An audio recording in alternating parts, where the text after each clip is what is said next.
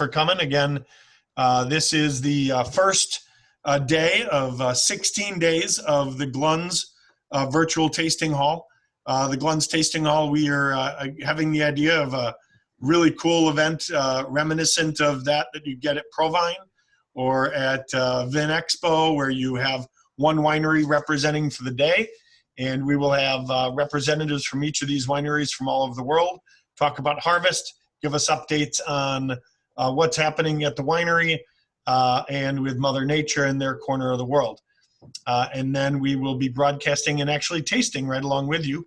And then we also have the availability of one-on-one tastings and meetings with all of these wineries, which also makes it pretty cool. And we are getting into just about 5 after, so I am going to go ahead and get things started. Number one, thank you all very much for joining us and taking out time in your day to be with us. And we hope that you're able to join us every day that we have in the next 16 days of the month of September. Pretty much every Monday through Thursday, we're doing these events. We had a couple days off in between, including the upcoming holiday here for Labor Day. And on that note, I'm going to welcome the founder of Glunz Family Winery and Cellars, and also the owner, and that would be Joe and Alan Glunz. So they are reaching out live from there, overlooking the winery in beautiful Paso Robles, California. And Mom and Dad, Helen and Joe, welcome. Hi, Joe. Thank you. Welcome to everyone who's on board. Nice to be here. We're having a beautiful day. It was quite cool this morning, but as usual in Paso, and it's going to be quite hot this afternoon, as usual in Paso. Well, this is a nice opportunity and a very unique experience, being able to reach out to all of you from here we are sitting out on the deck out in front of our home with the vineyards in front of us. A little bit of the background on our winery and Louis Glunz Wines. It started with my grandfather, who came over as a young man from Germany. He had an older brother who was in the military at the time, and Kaiser Wilhelm instigated the draft in Germany, which meant my grandfather had to have gone into military service. So my grandfather's older brother was in the military and said to my great-grandfather, "Get young Louis out of here. This military is going to be a very bad deal." I guess, I don't know what exactly their plans were, but at any rate, get him out. So they did. He was a young man. I think he was probably in his mid-teens, coming over to America. He had nothing but the baggage a suitcase and what he had on his back when he came to this country. He couldn't leave from Germany, so he went up to Holland and got on a ship there. They wouldn't give him any credentials, and they said, "You can get on board the ship," and he was on his way to New York. On his voyage over, he met well, I don't like to call him this, but in today's popular vernacular, he was a draft dodger. And while he was on board, he met 2 other young Germans that were also quote unquote draft dodgers. And the 3 of them became very good friends. They were all about the same age. And so they sailed into New York, and this was before Ellis Island was even built. But they came in and settled in New York for a very short period of time. Then they went to Pennsylvania. Then from Pennsylvania, they ended up going down to Cincinnati, Ohio. And from Cincinnati, they finally migrated to Chicago. Chicago was a booming area, a lot of construction, a lot of employment, because it was still suffering from the remains of the Great Chicago Fire. And my grandfather, the 3 of them became very good friends, as I was saying. As they grew a little bit older, their names became quite popular to everybody. One of them was Oscar Mayer, and the other one was Dr. Scholl. And when they all moved to Chicago, they all started businesses within like 3 or 4 blocks of each other. It's quite an amazing story, to say the least. They, my grandfather, when he first came to Chicago, he got a job working at the Wacker Burke Brewery. And the Wacker in the Wacker Burke Brewery was Mayor Charlie Wacker. And he and his wife became familiar and got to know my grandfather fairly well, and entrusted him with a startup of a beer bottling company on Wells and Division Street. And that's where the company then started on its own in 1888. And as the business grew, my grandfather and grandmother built the business, and they started out with the store and the beer bottling business in the basement. And then as things developed, they got into bottling everything. That was before Prohibition, so there were really no laws as far as what you could and couldn't do. So they bottled just about everything. And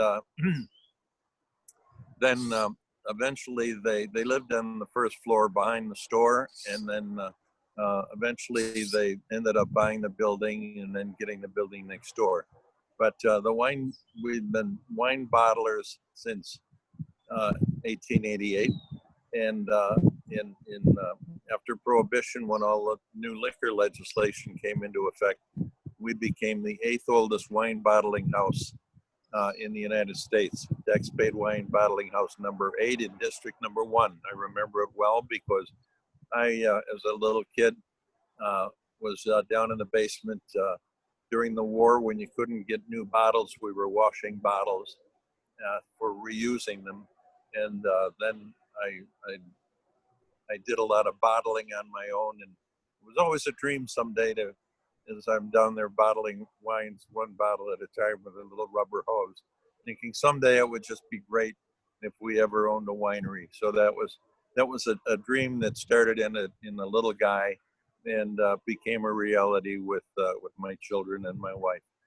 But at any rate, as the story goes along, the company grew, and my grandfather became the very first bottler of Schlitz beer when it was sold outside of Chicago, when it was sold outside of Milwaukee.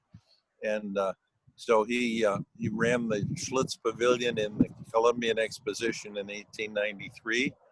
And that was the beginning of our major success in the beer business. And the wine business was kind of a love of my grandfather and a love of my father, and it grew on to be a love of mine, but it didn't develop until my 2 brothers and I got older.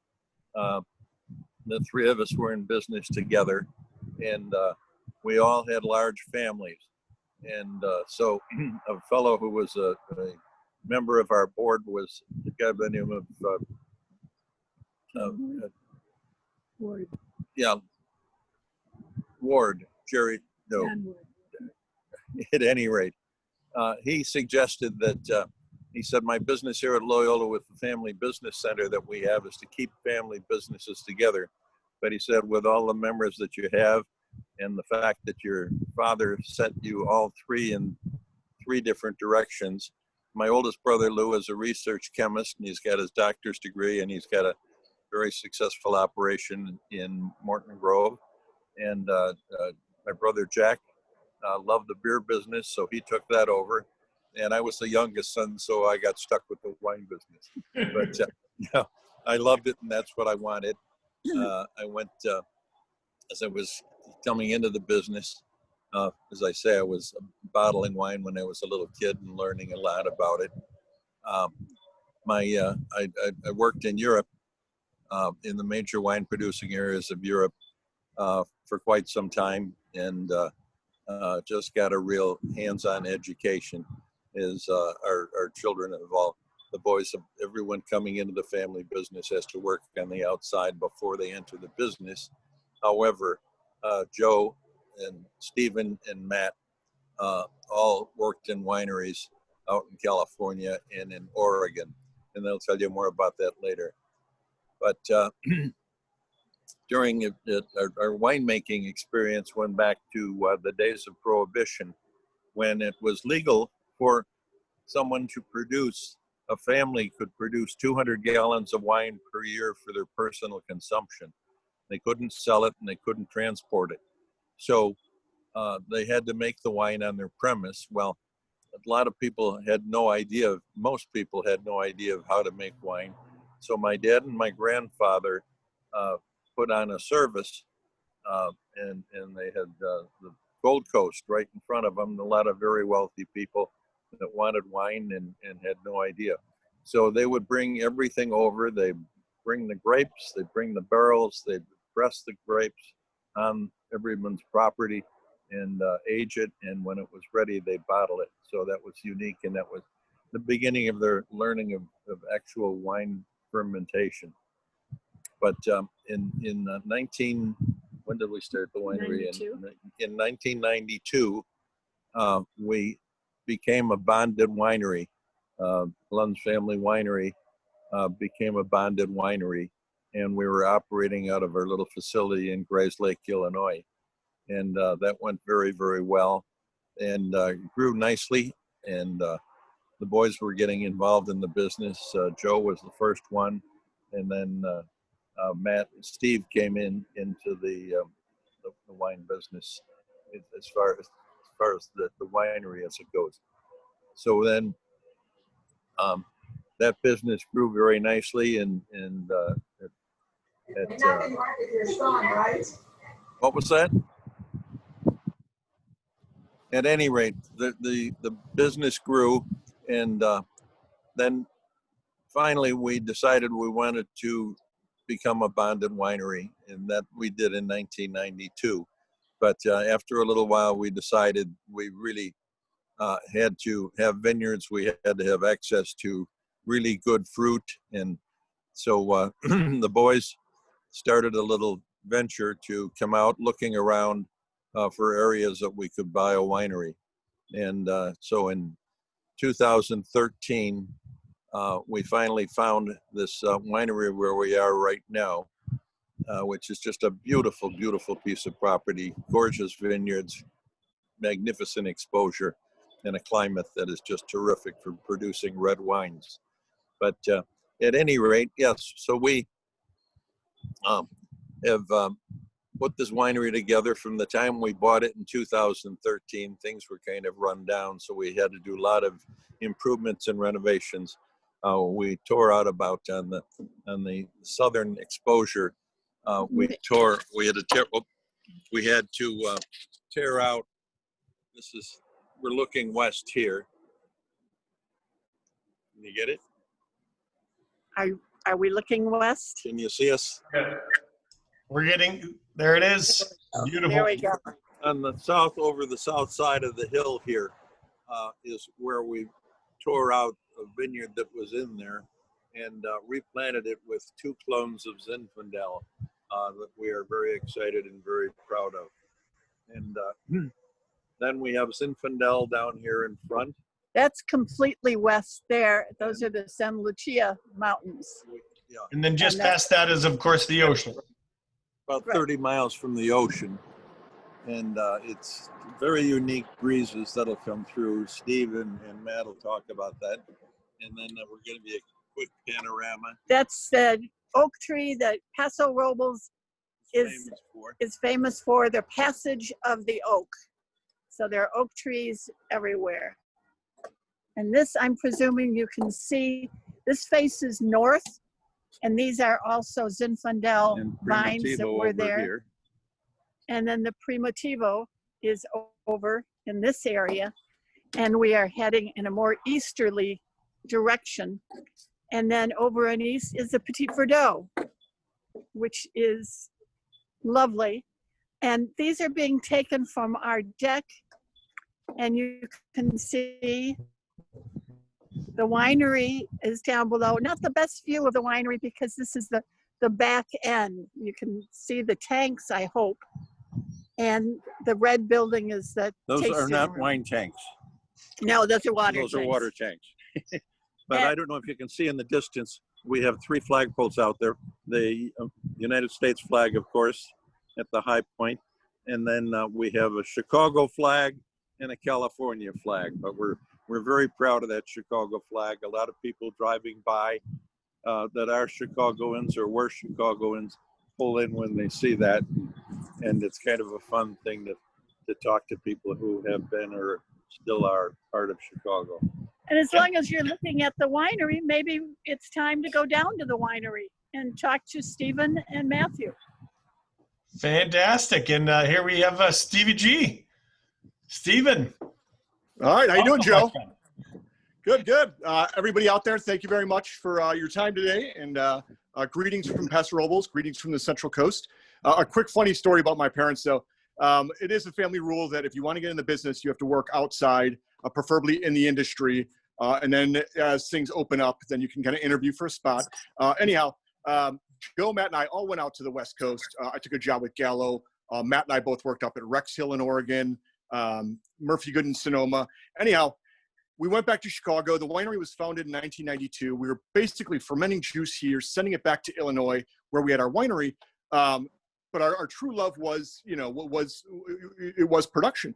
So Matt and I came up with a business plan. This is in like 2011 to a winery that we represented on the wholesale side, put their place on the market. They were in Paso Robles. We came up with a business plan and said, went into my dad and said, all right, here you go. Here's everything. This is our business plan. We think we should pick up the winery and move it to Paso Robles. What do you think? And he said, guys, I think it's a great idea for the winery, but I'm sure as hell not moving to Paso Robles. Well, fast forward 3 years later, he gives us a call and said, I've sold the house. We're on our way. So, yep, they're on the hill, just back there. Always looking down and judging. No, just kidding, Mom and Dad. Love you very much.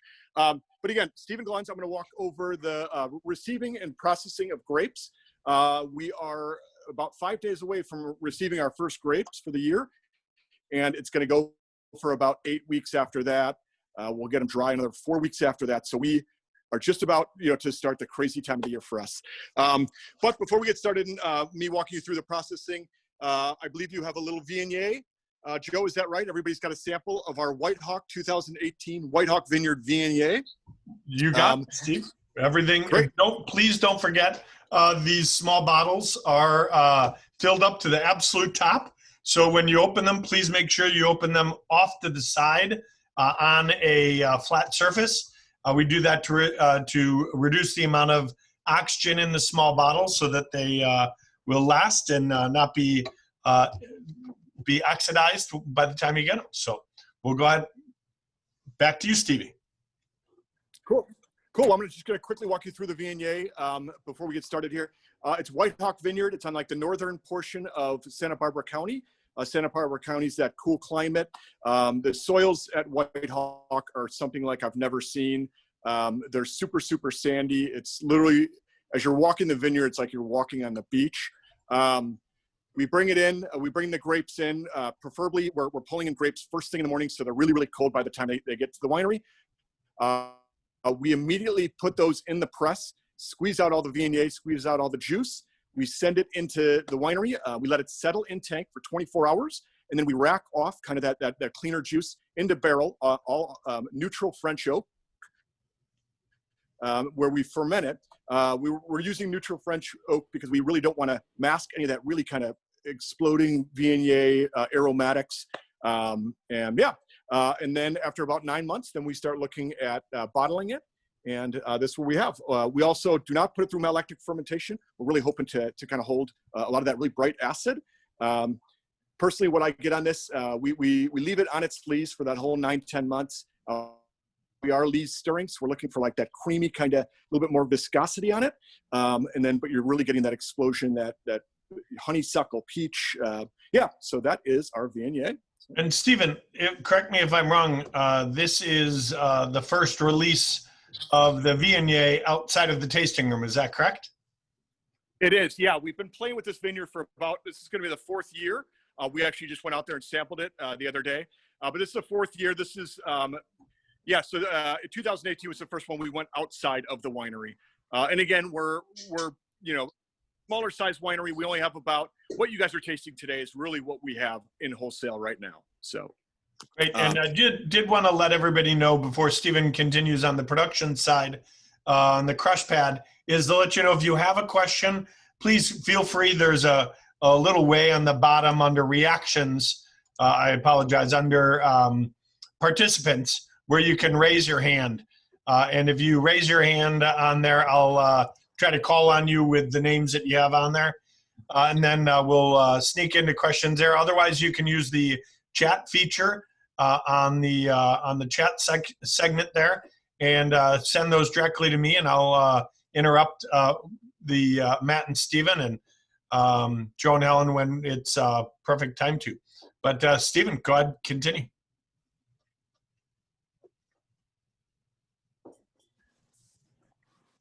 All right, Steve, it is, you're all good. Okay, and my reception seems to be kind of going in and out, so let me know, Joe, if it becomes a problem. Okay, so the first thing I'm going to awesome. Okay, so the first thing is when we go out and sample the fruit, the two biggest things is pH, our acid level, and our sugar level. These are our half-ton picking bins. So whenever we say go, these are the bins we're actually sending out to the vineyard. Again, we're picking as early as we can. Then it's coming back into the winery. And again, each one of those bins roughly holds about 1,000 pounds of grapes. Once they come in, we weigh them. They are dumped. Obviously, we're all set up here. They're dumped into our, this is our grape elevator / sorting table. And again, this is all hand harvested. All of our fruit is hand harvested. We had a vineyard a couple years back that was machine harvested. After my mom does help out on the sorting table. After she picked about a bucket full of lizards out, she said, I quit. So we stopped doing the machine harvesting. Anyhow, everything is hand picked, hand harvested. So these are just clusters that are being dropped into our grape elevator. They're going up. We have two people here, one there, and they're just pulling out leaves, you know, any fruit we don't think is ripe, any kind of mildew we might see on the grapes. Because everything that goes up is then going into our crusher destemmer, which is going to end up into our tanks for fermentation or into our barrels for fermentation. So this machine right here is our crusher destemmer. We've just now dropped it into here. And what we're looking to do is take out all the stems. So this machine right here is going to send the cluster of grapes right through the middle of this machine.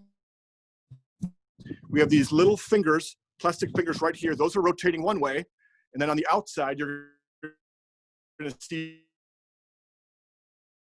screen.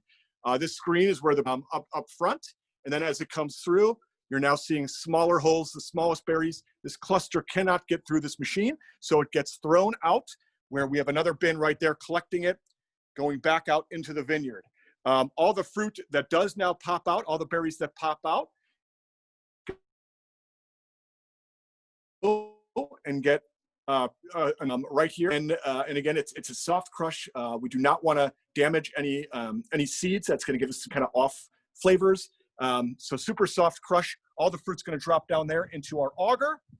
And like I said on this Viognier, we want to press whites. We press whites immediately. So this auger is going to shoot right over to our press right here. This is a 3-ton press. What it is here is it's a big bladder inside a stainless steel tank. We fill it up, and again, it's about 3 tons. We're going to fill it up with grapes, close the door, inflate that bladder. Here we have a truck coming in. Inflate that bladder. It's going to push all the grapes up, squeeze all the grapes. All the juice is going to come out of these little slits right here, dropping down into our drip pan. And again, on whites, bam, off we go into the tank where we settle for 24 hours most of the time, and then do barrel fermentation. Now on reds, we're going to do the exact same process, okay? Coming through the grape elevator, crusher destemmer, down into the auger. But as we all know, it's the skin contact that really gives red wine all that flavor, color, tannin, that goodness.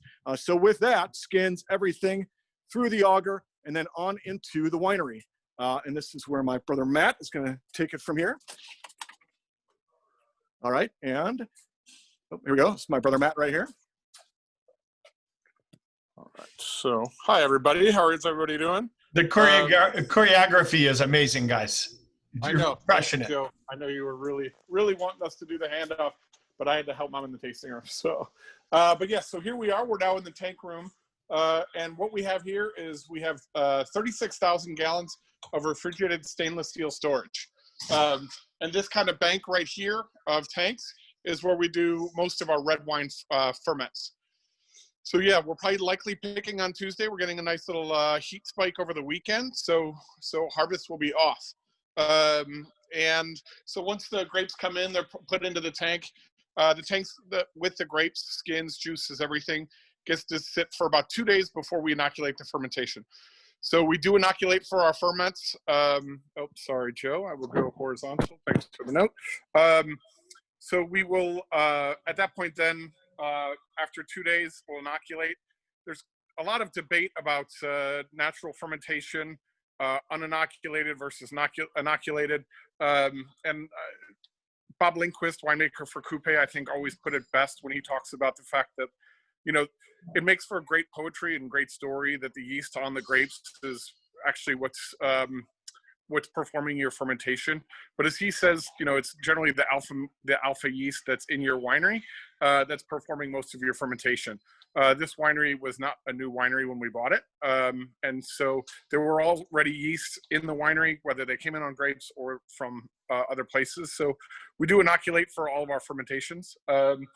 And so what we're doing then is, you know, initially these grapes will get completely filled with grapes. These hold about 6 tons. This one holds about maybe 3 tons.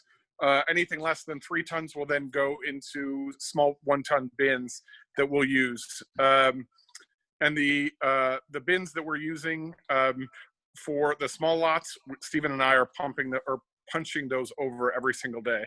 But when we're doing pump overs, which is probably 70% of what we do for our fermentation, I'm standing here on the bottom and I'm releasing the wine into a sump, and then Stephen's over on the top and he's pumping the juice over the skins. So what we're trying to do is, as the fermentation is starting, you know, the bubbles are pushing all the skins up to the top. Those skins have all of the flavor, all of the phenolic compounds, the anthocyanins, the colors, tannin that we're trying to pull out of the fruit. So if we just left it like that, we would have a very low tannin, low color wine. Generally with most of our varieties, we're not really looking for that. We're looking to extract a good amount of that flavor. So that's why we will pump these over. At the beginning of fermentation, we'll generally do 3 pump overs a day. And then by tasting throughout the fermentation, at that point, we'll dictate how many pump overs we're gonna do and how the fermentation's going. So generally this process in tank will last about 14 days while the fermentation's going on. And then at that point, we're gonna press off. But quickly, I wanted to kind of move on to our next wine, which is our Chardonnay. This is our 2018 Edna Valley Chardonnay. And the Chardonnay comes from a vineyard that's about 30 miles south of us. It's a vineyard down in Edna Valley. So probably a lot of people know because Gallo owns a label called Edna Valley. But most of those grapes don't come from here. Most of them come from down in all over California. A lot of it comes from Monterey. But this is it's a really, really cool climate. So as we'll talk about, and we have talked about, Paso has really, really cold mornings, but we also end up with really warm days. So by traveling 30 miles south of here, down to Edna Valley, we end up sourcing from a vineyard that's got just rarely gets over 70 degrees. And so why that's important is for a bunch of reasons. Chardonnay, Pinot Noir, they like a really cool climate. Also, it's just that, you know, vines are very much like humans in that the vines sweat. But when vines sweat, they start losing acidity. And we're not interested in kind of one of those big, buttery, flabby Chardonnays. You know, we're very much, we love acid. We love it in wine. So we're very much shooting for that. So this wine does go through 100% ML, but you wouldn't know it. It's not like a big buttery thing like a Rombauer Chardonnay or something like that. Even though it's gone through 100% ML, it's still tons and tons of bright acidity. So I can actually show you. So Stevie was talking about after the wine is crushed and then it settles overnight and then goes into, this is our Chardonnay and Viognier area where we do all of our barrel fermentation. We only use 20% new French oak on this. French oak generally a lot more subtle. So it's actually 100% barrel fermented in French oak barrels, but only 20% is new. And that's just to kind of pull out a little bit of that oak flavor, but really, really not looking for that kind of oaky, toasty, buttery, creamy. And this is also a little bit more of our barrel room. We have some fortified wines that we make over here. We make port and Angelica, and then a little bit of Zin over here as well. That, but the other cool thing that we do here is that especially everything that's picked off of our property, generally it comes in at before 8 o'clock in the morning. So a lot of that consists of us waking up, picking at night. But we really, really like cold fruit. But we process everything here. Once the wine is brought here, especially the grapes that we grow on our own property, are 100% done by us, and it never leaves. And part of that is actually bottling. So my dad, oh, by the way, there's our Cubs banner. Yes, we are out of Chicago, but never out of heart. So let me just jump over to there we go. So this is our bottling line that we use. This is definitely a very different line than from what my dad used and what we used when we were kids. This is all Italian bottling line. The first thing we do when we're bottling is that we fill every single bottle with nitrogen. Oxygen, wine makes vinegar, so we want to go ahead and make sure that doesn't happen. So the first thing that happens is the bottles are loaded on there. The bottles then come down here. Every bottle is filled with nitrogen before it touches any wine. And then this is the filler. Generally the filler, we can do about 1,400 bottles per hour is what we were running at yesterday, which is a really good speed. And so the funny thing is, when Stephen, Joe, and I, when we were kids, we used to all bottle wine on the weekends, and we would do about 60 cases a day. Right now, we do that every 30 minutes on this machine, which is pretty cool. This is the corker. So if the wine is getting corked, it gets a cork right here. Or if it's getting a screw cap, it'll get a screw cap right here. We love screw caps. We wished everybody loved screw caps as much as we did, but there's still a little bit of a hurdle to happen there. And then it comes down here. If it got a cork, then it gets a foil right there, and then it gets labels right here. And so it's a pretty slick operation. In fact, when Stephen and I first started the winery out here, we would be bottling, and then our tasting room was right over there in the corner before we had built a tasting room. And we were literally doing, we were bottling. I would be dumping glass, Stephen would be taking off, and then he'd run over, take care of customers, and then we would take turns running back and forth to help with customers. So now we're actually gonna head over. This is just another little lineup of our big boy tanks. Those are all each 4,000 gallons. So that's those are a bigger lot but we really don't use them for fermentation. It's more just storage and blending tanks, and then more case goods. And now we'll head over into the barrel room. And this is where all of our reds are aging right now. The last of the 18s are still in barrel, and then we'll be bottling those in the next few weeks as we're bringing in the 2020s. So, all right, so you want to flip it? Fantastic. And now we are sneaking over here to the tasting room. The tasting room was built as just outside of the winery production area, because when we first moved there, we had that tasting room in the corner where the barrels are now, and it worked out really well with the setup that Matt and Stephen had on the multitasking on the bottling line. But as soon as we kind of had more and more visitors and more bottling, we started here in the tasting room. And in the tasting room, there is my mom, who's going to take us through what the tasting room looks like. Mom, welcome. Beautiful mask. Thank you. How did you recognize me? Tasting room, of course, we're all wearing masks here. This is the tasting room. The first thing I think I should show you was Joe earlier, my husband Joe, kind of gave the history of the family. And this is the wall of fame, where we have all the old pictures of his dad at the Schlitz truck, and Cecilia, the old basement of the retail store, his family, the famous survivors poster that the Tribune had at one point in time, and the sign that's still out in front of the House of Glunz. We have the usual things in the tasting room. Come buy some of our products with our label on it. But the most interesting part is the wall. The wall in the wood bar. If you can see it I hope you're seeing it now. It came from the munitions plant in Baraboo, Wisconsin, which was built for the Second World War. And it was built in 10 months. They made an entire city. This is all reclaimed wood from that munitions plant. We also have on the bar corkscrew collection of Matt and Stephen's grandfather, and a Esteban collection from my husband's. These are all things you can see as we go in. And now we'll walk outside, which is where we're tasting now. There is no tasting in the tasting rooms. People come and sit outside.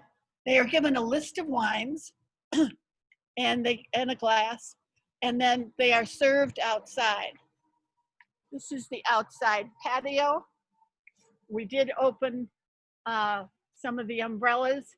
Unlike Chicago, the umbrellas are used almost 100% for sun, not for rain. We have a little putting green here for people who have some activities.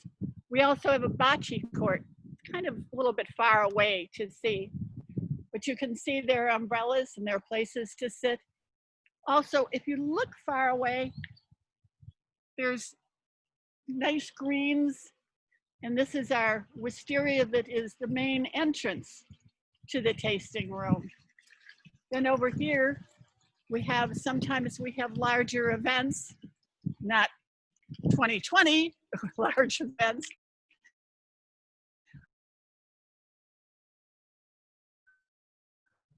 But people still come and come under this. It can have groups up to 10. All right. Actually, we'll cut it. I think that we hit the extent of the Wi-Fi The from the winery, tasting and room. you're going to Yes, be we did. tasting some wine. You want to tell Mom? She can stop. Tell Mom to stop. Anybody? All right, Mom. Thank Thanks, you. Stephen Al. and Matt, I think. Ah, Yeah, very good. enjoy the tasting. I'll be in to enjoy it with you momentarily. Awesome. Thank you, Mom. And Stephen and Matt, let's finish up the tasting. Okay, well, we're on wine 3 now. It's our 2017 Bunzer's Zinfandel. Bunzer is just a younger sister. Yeah, with lots of attitude, lots of spice, kind of like Zinfandel. Anyhow, this 2017 Zin is kind of dear to our heart. We purchased the property in 2013.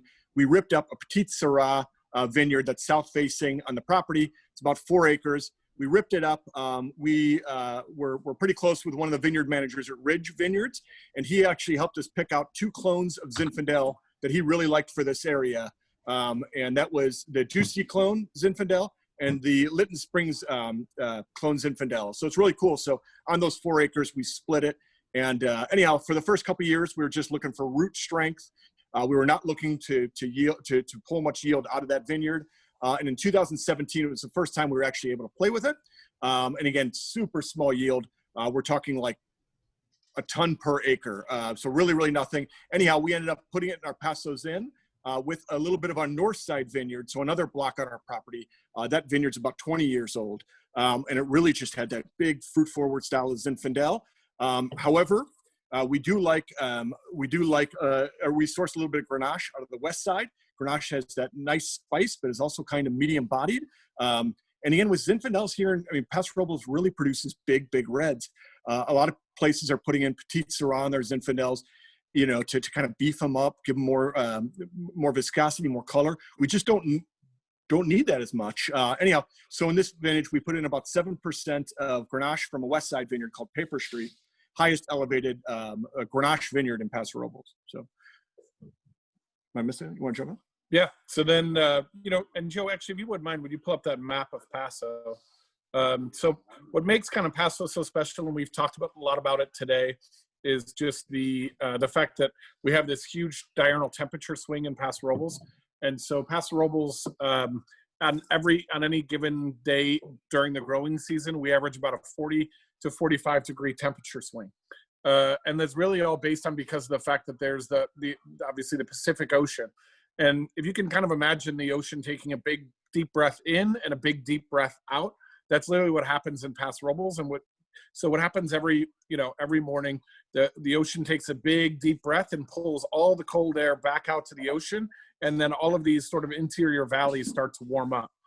This map Joe's showing is all the 11 different sub-AVAs of the Paso wine region. We are right in the middle, right in the heart of it all, in the Geneseo district. But literally right now we're sourcing from about 7 different AVAs, 7 different areas inside Paso. And all of these kind of offer different flavors and different climates and different soils. And so literally when we make blends like this, we're literally trying to just build up our spice cabinet. So when we're ready to start blending, we have all these sort of different flavors. So when you're kind of looking towards the west or to the left of this sheet, you'll see an area that's called Willow Creek, another area just north of that that's Adelaida. And from those different areas, we're pulling Zin, we're pulling Grenache that are going into this wine. Those are going to have a little bit more acid to them because they're a little closer to the ocean. On any given day, again, we can have about a 10-degree temperature difference from one side of Paso to the other side. And you put that over 120 days in a growing season, and that'll make a big, big difference. And so that's kind of what we do with this wine. We source it from a number of different vineyards, as well as our property here in the Geneseo district.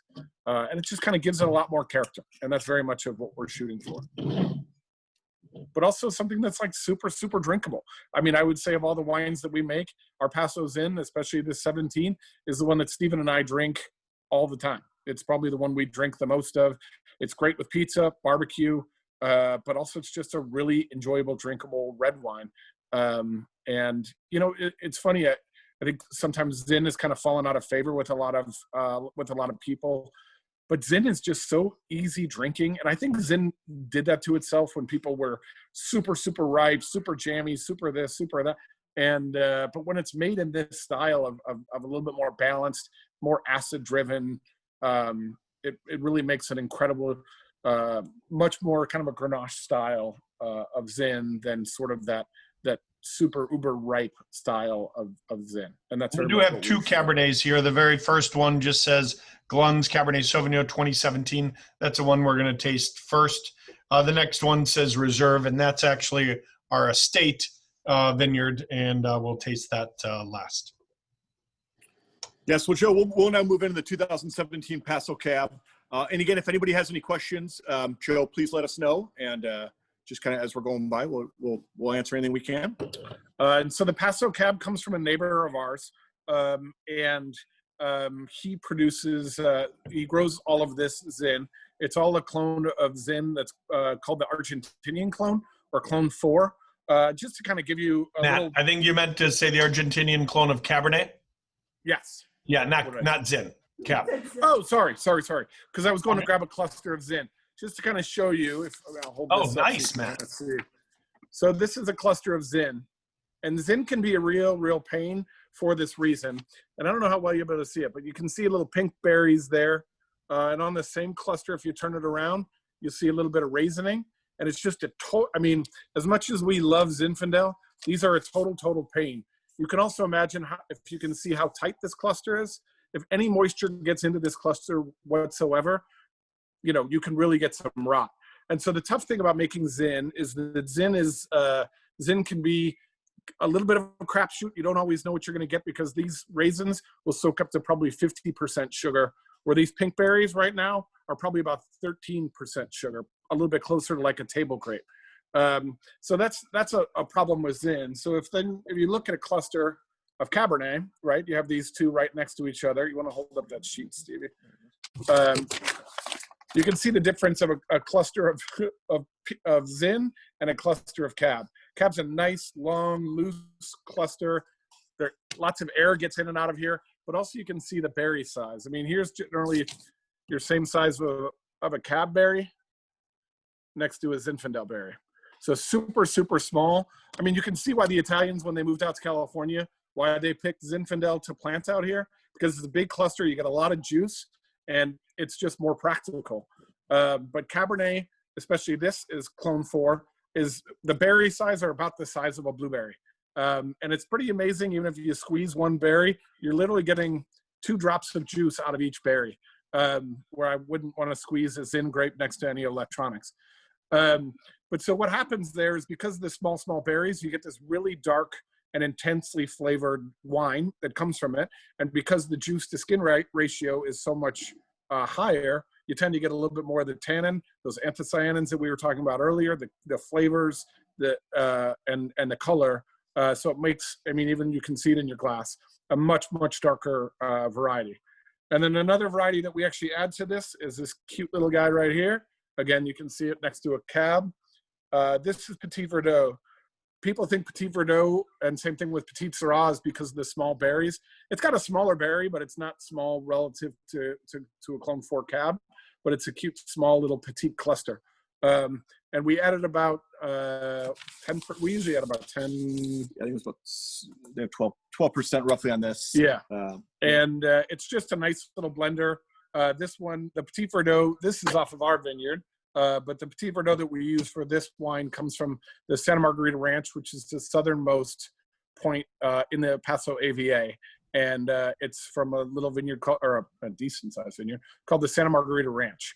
But this is a small little section of the Santa Matt, I'm going to interrupt you for a second. You just mentioned about the tech sheets, and I did want to let everybody know in your inside of your chat room, we have a file I just shared. If you're on your phone, and you can't download it, we will resend it as well to the emails you guys registered under. And that will not only give you updated things, because Stephen, Matt, and I worked on this sheet as of last night. We upgraded or changed the vintages right before we released all this to upgrade and bring us to the 2017 harvest, 2017 vintages, which are the newest releases. And so we changed a couple of the notes from the stuff that got put inside of the different tasting boxes, which you all received. So the new sheets are in there. Mike had commented about the Zin having Grenache. The 2017 vintage has 7% Grenache, which is in that new file I just sent. It's also got all of the participant special pricing that is available to all the participants that came today. So you have better pricing for any purchases today or tomorrow. And that it will continue throughout the Glunz tasting, the tasting hall. Every day that a presenter presents, we'll have special pricing just for that day and the next day. So, all right, Matt, go ahead and bring it back to the cab. Yeah, so just a really, I mean, you know, Paso Robles is definitely making a name for Cabernet for itself, and it's being led by some bigger producers, you know, J. Lore, Justin, Dow, and so, you know, I think kind of for the a little bit more wine nerdiness that we love and why we're here, the Rhone varietals are definitely some incredible standout, but Paso Cab is really, first of all, for its quality. Second of all, for the fact that the North Coast is really pricing itself out of the category. You know, nobody normal is drinking $125 Cabernet on a Wednesday. I mean, it'd be nice if we all did, but it, you know, Paso is just the climate of having the really, really warm days. Again, small berries, so you get that tough, rugged varietal, and like every harvest. If we could, when we've worked in other places where you make additions, you try to, if we could write the numbers down of exactly what we want when we pick our cab, they come in, and by that I mean sugar, pH, TA. It's just a perfect area for Cabernet, and it's perfect for growing it. Zin, as you can see with these clusters, Zin is a pain to make, but it's a labor of love for us. We love Zin. But Cabernet is just easy, and it's easy because it's in the right place, and it's really, really cool and easy to make. So again, we bring this over from our neighbor's vineyard, crush it. We do our, I'm still on the first one. Are we ready to move on to the reserve, Joe?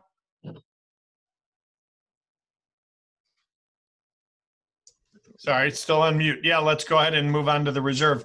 And then the reserve is also known as the estate, correct, Matt? Yep, it's 100% estate cab. And this one is actually a combination of Clone 4 and Clone 6. Clone 6 originally came, I mean, all of the clones came from Europe, but this one originally came from Bordeaux. I was trying to look it up. It was either Latour or Margaux is where the cuttings came from. They brought those over to UC Davis. They had a good sized planting in Livermore, and it's now here. But this is just a remarkable. So we have 3 acres of Cabernet on our property. So this 100% reserved from our property. Just beautiful aromatics. We aged this in 50% mostly new, 50% French and American oak. Maybe leaning a little bit more, I guess, to American, but we're starting to integrate a lot more French oak into the program as we're learning more about the vineyard. But it's just, I think, one of the best vintages we've had. We start picking this at about 2:30 in the morning. We all put our headlamps on, and on the tractors, we have stadium lamps that we put on. We want to get this stuff into tank. God willing, we have it into tank by 10 o'clock. So again, at that point, it gets even colder at night. So we usually bring it in. It's about between 52 and 55 degrees when it hits the fermenter. And then it sits, cold settles for a couple days, and then we'll inoculate. And then really just treat this one with white gloves. In the morning it's picked. Again, as Stephen was talking about earlier, everything we do is handpicked. So Stephen and I are on the bins of every single pick that we're on. And then everything is sorted again once it comes into the winery. So every cluster of grapes that we pick is sorted 3 times by the time it actually makes its way into the winery. So we are literally just inspecting every single thing to make sure. And we've also just been really fortunate, I mean, with this vineyard of Cabernet, but also the other vineyards that we're sourcing from. We really are working with some of the best growers on the Central Coast, from Paso all the way down to Santa Barbara. We're working with some of the best growers. And quality is, working with the best fruit. There's no secret to what makes great wine is great fruit. And we've kind of been a little obsessed with finding the best vineyards. Yeah, it's actually been kind of one of the fun things of the last, 4 or 5 years, going into town, going to a party, trying something, that kind of opens your eye. It's like, wow, where does this come from? And, we get in the car, drive down there, knock on a door and ask if they have any fruit available. But that's definitely kind of been where the winery's gone. Whether it's this Paper Street Vineyard, which is some of the most sought after fruit, White Hawk Vineyard, Dante Ducey Vineyard.